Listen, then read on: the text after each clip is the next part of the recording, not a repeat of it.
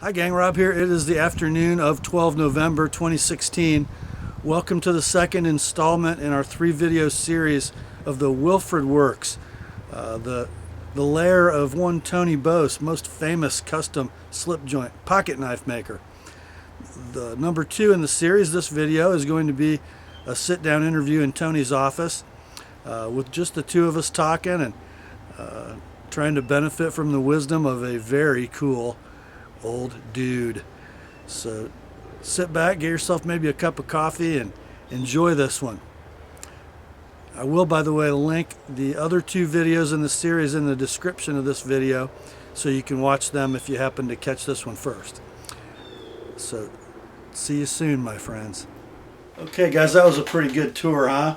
I thought we'd come in the office and talk to Tony a little bit about how he got started and his progression in making knives, and I know all of you will be very interested to see how he got to be the Tony Bose that we know now, and the great stuff that he's made. And I think this will be an interesting talk. So Tony, you've been making knives for how long?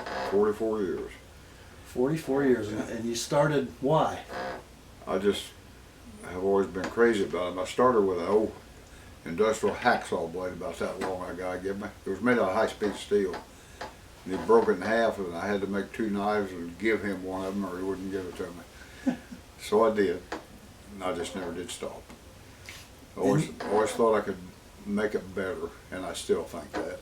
And before then, before you ever made a knife, you were a knife nut, right? Oh yeah, ever since I was a little kid, yeah. And I'd done a little pocket knife repair, and I finally became of the opinion if I could fix one, I could make one, but I found out it was a lot harder than that. Yeah, that's kind of where I am right now. Yeah, it's a lot harder than that. It's a lot harder than that. And I just was too hard-headed to give up. I'm self-taught, and I just figured it out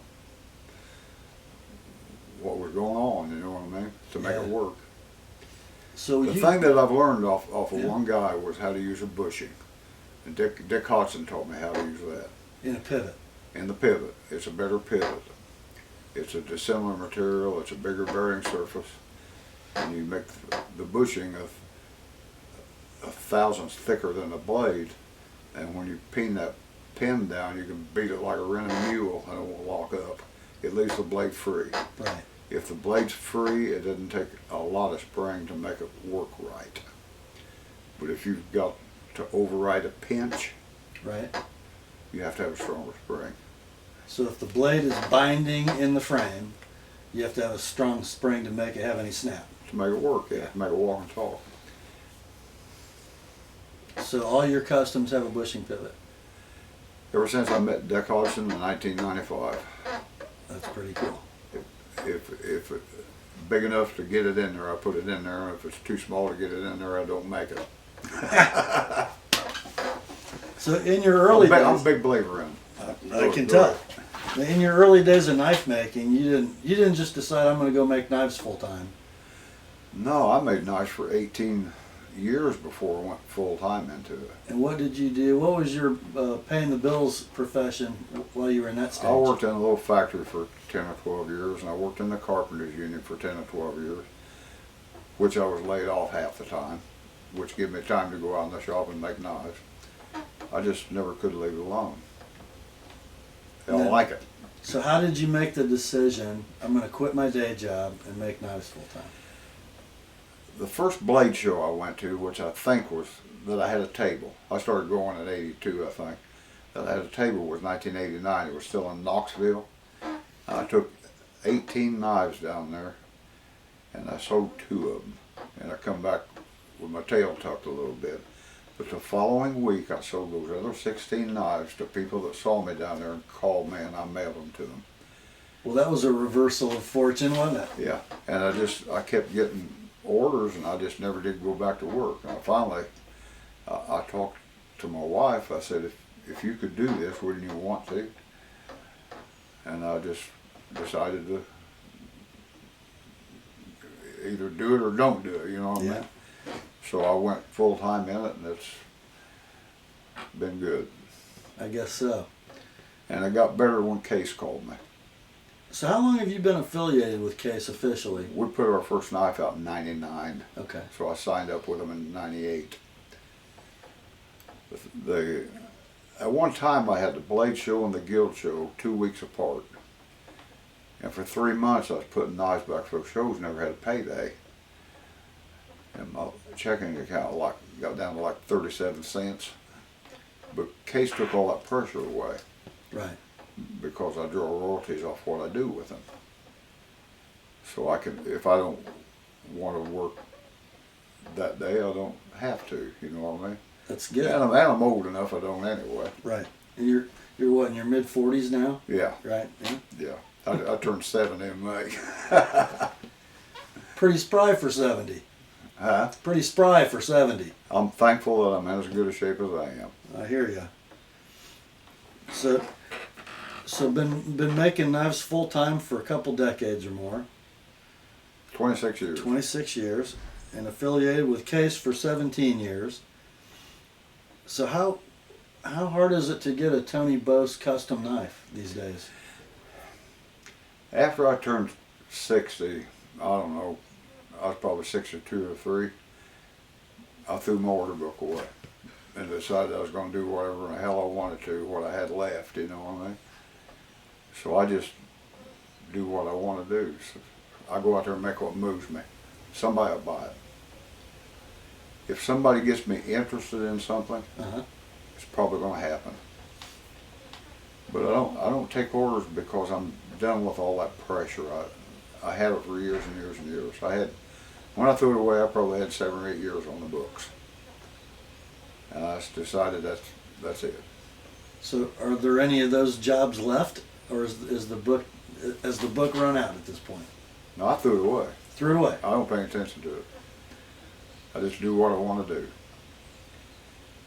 So if I'm always interested in doing something new or something I haven't done. Or if I see something real neat, I want to do it, you know what I mean? And I give a lot of stuff away. I donate a lot of stuff. I did it for a long time. The NKCA, I donated one of the knife rights last year. It brought $3,000 in our auction down to Blade Show. Goodness gracious. And Goldie Russell bought it. Really? Yeah. And the guy bidding against her was Ken Onion. That was really flattering for me. That's amazing. That's a great story. So if I try to give back to the business that's been good to me.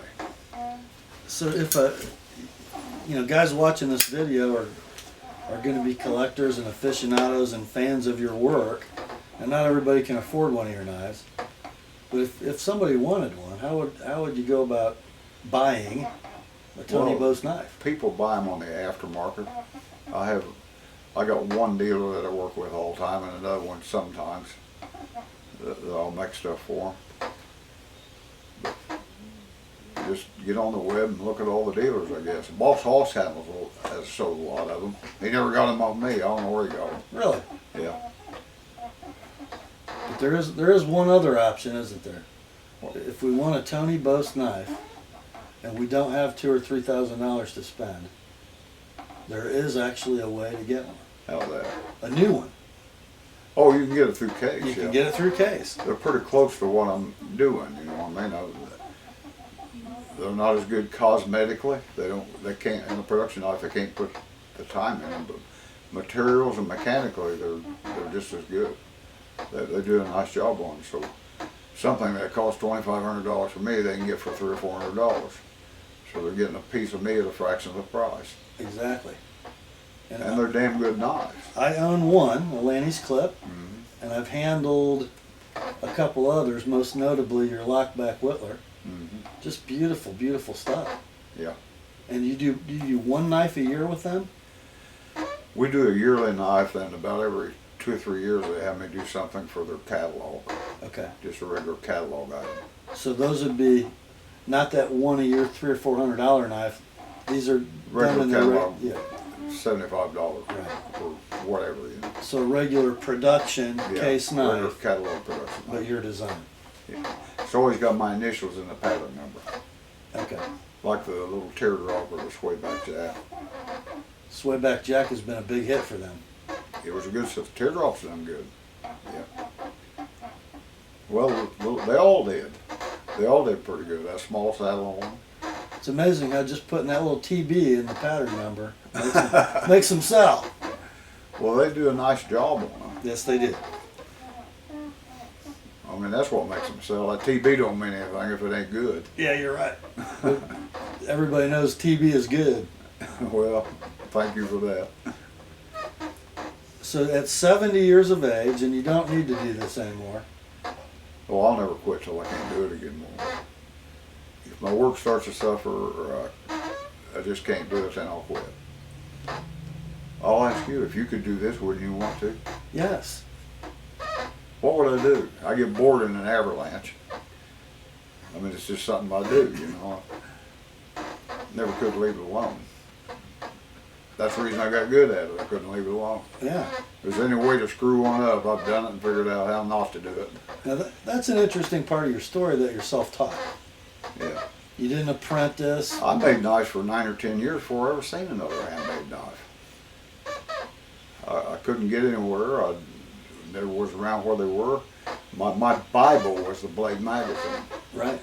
That's where I could read about them and see about them. You know. So you're from southwestern Indiana. Is this where you've been your whole life? I grew up 3 miles from there. Gotcha. So we're somewhere in the middle of nowhere between Palookaville. Palookaville. We're kind of close to Terre Haute, if you know where that is. Yeah, south of Terre Haute. And I've had people find this from all over the world. I live in the other end of the state. This is the southwest corner. I live in the northeast corner. And this is kind of interesting, guys. I became familiar with Tony's work years ago, and as the YouTube channel and sharpening business became a reality, I started to visit places, as you know, and I've wanted to make this trip for a long time. I was kind of bashful about making contact, and then I ran into Evan Nicolaides last summer and found out that Tony's kind of his biggest mentor. And he mentioned that he comes up here a few times a year from Florida. And I said, man, next time you're going, see if it's okay if I come. And so the guy from Florida helps the two guys from Indiana get together, which is kind of neat. And I want to talk a little bit about Evan since he's here today. Evan's what, in his late 20s? He's not very old. Not very old. Yeah. And sort of has an artistic background, and fell in love with pocket knives a few years ago, and kind of like a lot of people do, he started fixing them and thought he could make them, and he's made some pretty interesting pocket knives, hasn't he? He has. He's done a nice job on them too. Yeah, he's done some things that hasn't been done, like that Barlow we did that was faceted. Yes. That was nice. That's that electric Barlow JBF Champlin knife. Mm-hmm. A very ambitious project for a new knife maker. And Tony and I were talking off camera. You know, the millennial generation, let's just say, isn't renowned for carrying through skills that have been passed down from generation to generation of men. So to find somebody like Evan who's interested in carrying on a craft that a few years ago was dying. It was, yeah. It's pretty special to have a guy like him Yeah. in the business. Most millennials, their mechanical abilities are limited to turning a doorknob. If they're that advanced, you know, there's probably a button on their smartphone to open that door. Well, the second generation of knife makers has every advantage that the old dogs didn't, because they've got somebody to teach them. They've got the internet. There's all kinds of books. There wasn't anything like that in 1972 when I started. Right.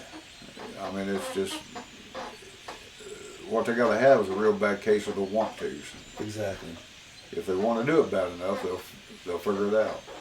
I hate to hear them squall about they ain't got what they need, because I started on the kitchen table. I mean, if they want to do it bad enough, they'll figure out a way. I did. I started sharpening knives with an Arkansas stone or a piece of sandpaper duct taped to a desktop. Is that right? Yeah, I knew a guy that did that. Yeah. Yeah. So if you want to, and you want to learn, You'll learn how to do it. you'll learn how to do it. You just got on a video, dear. Do I have to get you to sign a release? Oh no. Did Yeah. I really? Yeah, you got to sign a release. I didn't know he was. Shoot. I think we got your good side. She's cameras out. My wife is too. She'll go Miss Piggy on you if you point a camera at her. I have to trick my wife into being on camera. Is that right? All of our vacation videos, they'll be of her backside because she's always running away. It's horrible. I did get her one time. I was doing a cut test video in the kitchen, cutting cardboard with a steel I'd never worked with. She was in bed, I thought, and there must have been 100 strips of cardboard laying on the kitchen floor. The camera's running, and she comes downstairs and comes unglued When Miss Piggy on you. while the video's running. Yeah. And then she saw the camera. Then she got madder. Yeah. But you could use that to bribe her then. Absolutely. Oh, yeah. It's live. It's got thousands of views. I used to work on a kitchen table all the time. I run a skill saw about 6 inches into the table. I read that on your website. Yeah, my little dumpling wasn't real thrilled about that either. Had to buy a new table. Did you do it on purpose so she'd let you build a shop? No. I just didn't realize where it was at with the saw and didn't have anywhere else to do it. I understand. Wow. I had a little 3/8 portable drill press I brought from Sears one time. Sounded like an airplane running. I used to stay up at night and run that thing on the kitchen table and wake her up. I bet she appreciated that too. No, she wasn't real thrilled with that either. So after all these years at 70, what's next? What do you still want to do? I don't know, I run across something every once in a while that I haven't done that I want to do. That's good. I'd never made a 1306 for years. Okay, so tell the guys what that is. That's this old lockback bullet knife. Oh. And I finally decided I was going to do it, and I've made several of them since. This one's an A2, right? No? Yeah. Yeah, I made a new blade for it. It's deep Cairo heat treated A2. So this is an old Remington. The rest of the knives were made in the 1920s. Yeah. You guys got to look at this. This is some of the most beautiful popcorn stag I have ever seen. Now, Charlie told me this once, but I forgot.